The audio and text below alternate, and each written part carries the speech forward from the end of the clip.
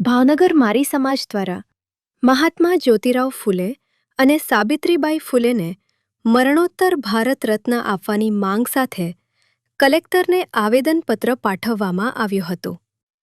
આવેદનમાં ઉલ્લેખ કરવામાં આવ્યો હતો કે મહાત્મા જ્યોતિરાવ ફૂલે દ્વારા સમાજ સુધારણા, શિક્ષણ પ્રસાર અને સ્ત્રી શિક્ષણ માટે મહત્વપૂર્ણ યોગદાન આપવામાં આવ્યું હતું. સાવિત્રીબાઈ ફૂલે ભારતની પ્રથમ મહિલા શિક્ષિકા તરીકે જાણીતા રહ્યા હતા અને મહિલાઓ માટે શિક્ષણના દ્વાર ખોલવામાં આગવી ભૂમિકા ભજવી હતી. માળી સમાજ દ્વારા જણાવવામાં આવ્યું છે કે બંને મહાન વ્યક્તિત્વના યોગદાનને માન્યતા આપવા માટે ભારત સરકાર દ્વારા ભારત રત્નથી સન્માનિત કરવા માંગ કરવામાં આવે છે.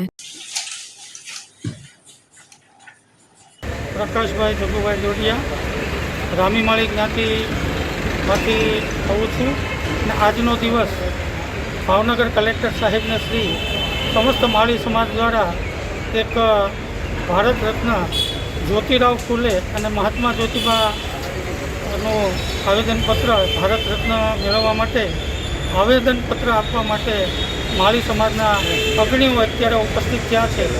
આમ જોઈએ તો જ્યોતિરાવ ફૂલે કે જેણે સમગ્ર જીવનની અંદર શિક્ષણને જ મહત્ત્વ આપ્યું છે. શિક્ષણને મહત્ત્વ આપવા માટે પોતાની જાત ઘસી નાખી, પોતાનું સમગ્ર જે કંઈ હતું એ અસ્તિત્વ હતું એ સમર્પણ કરી દીધું દેશ માટે.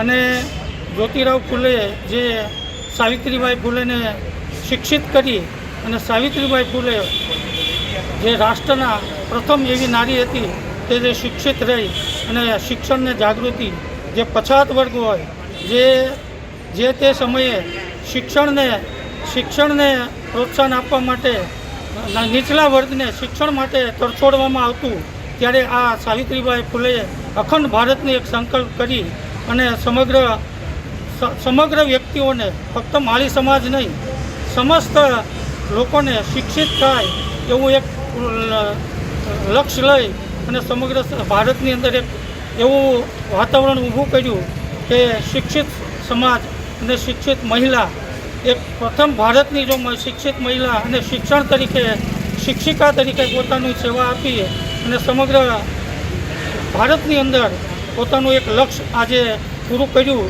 અને આજની તારીખે આપણે જોઈએ છીએ કે મહિલાઓ શિક્ષિત છે તો થેન્ક્સ ટુ આપણા સાવિત્રીબાઈ ફૂલે, કે જેના હિસાબે જ આ ભારતની અંદર નારી સશક્તિકરણનું પણ એક બીડું છે. તો આવી વ્યક્તિને અમારા સમાજ વતી, અમારા સમાજની જ છે આ વ્યક્તિ, તો એને પણ એક ભારત રત્ન એવોર્ડ મળવો જોઈએ એવી અપેક્ષાઓ સાથે શ્રી માનનીય કલેક્ટર સાહેબને આજના દિવસે આવેદનપત્ર અર્પણ કરી અને અમારી રજૂઆત ઉપર સુધી પહોંચે એવી અમે અપેક્ષાઓ રાખીએ છીએ. અસ્તુ.